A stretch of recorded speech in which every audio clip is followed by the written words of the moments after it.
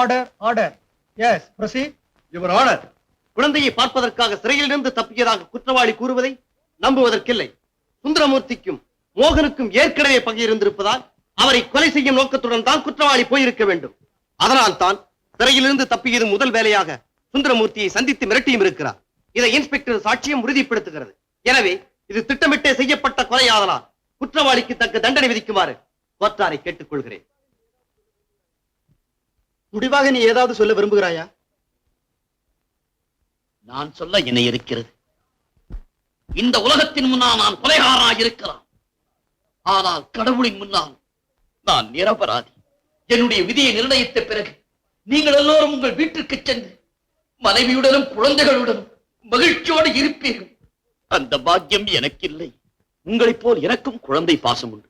அந்த பாசத்தால் தான் ஒரு குழந்தை உயிரை காப்பாற்ற துப்பாக்கியோடு எதிர்த்த சுந்தரமூர்த்தியை தடுத்து போராடினேன். நிச்சயமாக நான் சுந்தரமூர்த்தியை சுடவே இல்லை. இதையே நம்ப மறுக்கிறீர்கள்? ஒரு திருடன் காலமெல்லாம் திருடனாகத்தான் இருக்க வேண்டுமா? அவன் மனம் திரும்பி நல்ல காரியங்களை செய்ய முடியாதா? செய்யக்கூடாதா? செய்வது பாவமா? ஒன்றை மட்டும் ஞாபகத்தில் வைத்துக் கொள்ளுங்கள்.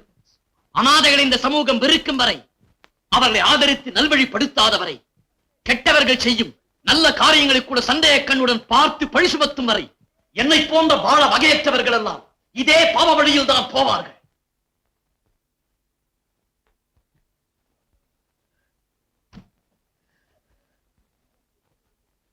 அவ்வளவுதான். சுந்தரமூர்த்தியை மோகன்தான் கொன்றிருக்க வேண்டும் என்று ஜூரிகள் ஏகமனதாக அபிப்பிராயப்படுவதால் இந்த கொலை குற்றத்திற்காக இபிகோ 302வது செக்ஷன் படி குற்றவாளிக்கு யுவர் ஆனர், குறுக்கிடத்துக்காக மன்னிக்கணும்.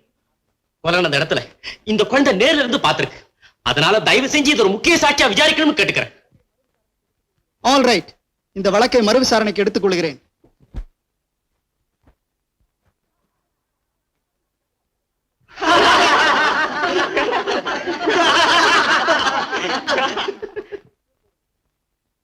குழந்தை நிக்கிறதுக்கு ஒரு ஸ்டூல் போடுங்க.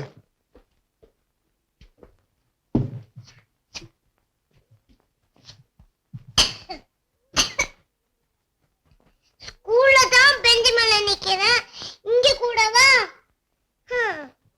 சொன்னோம். கடவுள் சாட்சியாக நான் சொல்வதெல்லாம் உண்மை. உண்மையை தவிர வேறில்லை.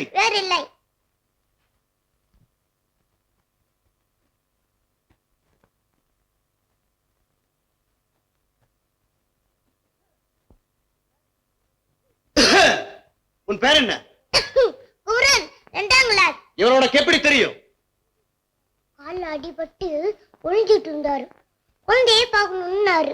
நான் தேடி தரேன்னு சொல்லி வீட்டுக்கு கூட்டிட்டு போனேன். வீட்டுக்கு கூட்டிட்டு போக சொல்லி அவர் உன்னை எப்படி மிரட்டினார் சொல்லு. அவர் ஒண்ணும் மிரட்டல, நீங்க தான் மிரட்டுறீங்க. சரி, சுந்தரமூர்த்திக்கும் இவருக்கு ஏன் சண்டை வந்தது? அதே வந்ததோ என்ன சுட்டுருவேன்னாரு. அவர் தடுத்து சண்டை போட்டாரு. அந்த நேரத்துல அங்க யார் இருந்தாங்க? இவரு, அந்த ஆளு, நானு, சாமி, அப்புறம்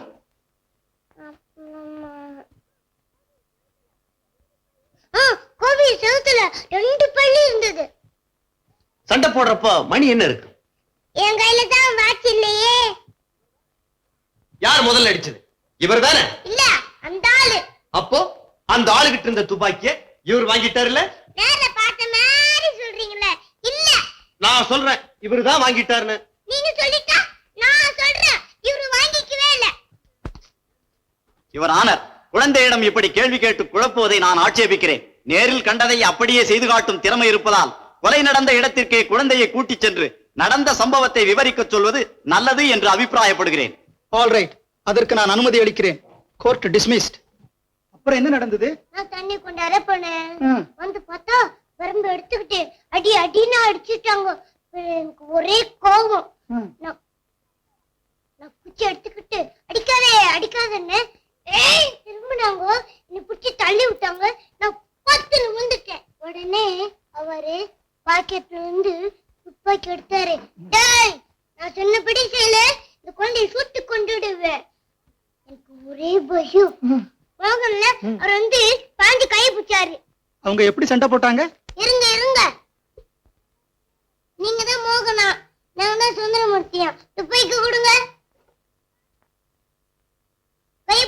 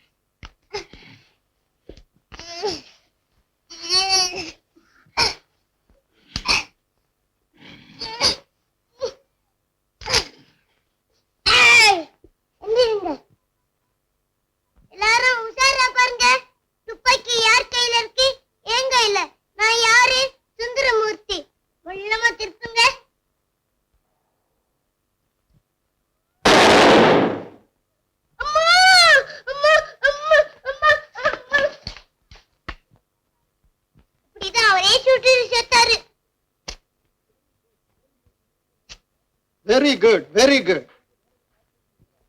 குழந்தை குமரனது நேரடி சாட்சியத்தின் மூலம் கொலையுண்ட சுந்தரமூர்த்தி தன்னைத்தானே தற்செயலாக சுட்டுக்கொண்டு இறந்து விட்டது சந்தேகத்திற்கிடமில்லாமல் நிரூபிக்கப்பட்டு விட்டதால் ஜூரிகளின் ஏகமனதான அபிப்பிராயப்படி சுந்தரமூர்த்தியின் கொலை வழக்கு நின்றும் மோகனுக்கு கோர்ட் விடுதலை அளிக்கிறது.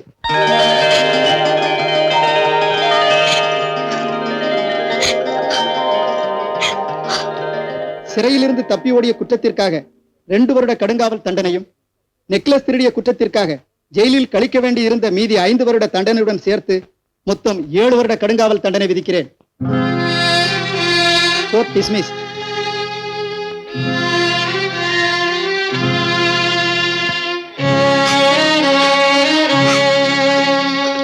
குமரா, அவரை ஒரு தடவை அப்பான்னு கூப்பிடுப்பா. ஏன்னா அவருக்கு தான் குழந்தையே கிடைக்கலையே, அதனால.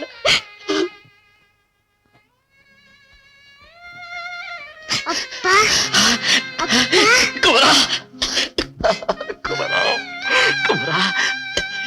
அல்லாத நீ ஜெயில இருந்து வரத்துக்குள்ள எப்படியாவது உன் மகனை கண்டுபிடிச்சு வைக்கிறேன். குமரா, இந்த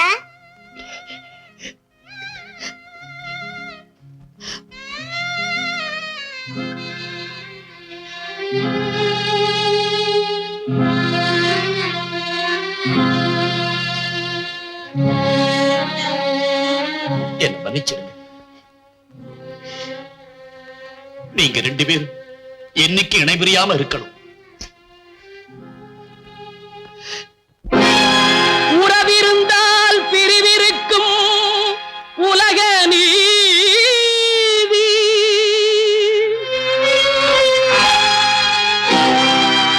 வரவிருந்தால் செலவிருக்கும் வாழ்க்கை நீதி, பகலிருந்தால் இரவிருக்கும் இறைவன் நீதி, பழகிய பின் விலகுவதே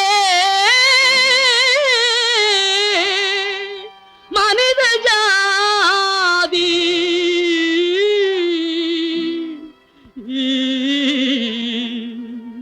பழகிய பின் விலகுவதே மனித ஜாதி.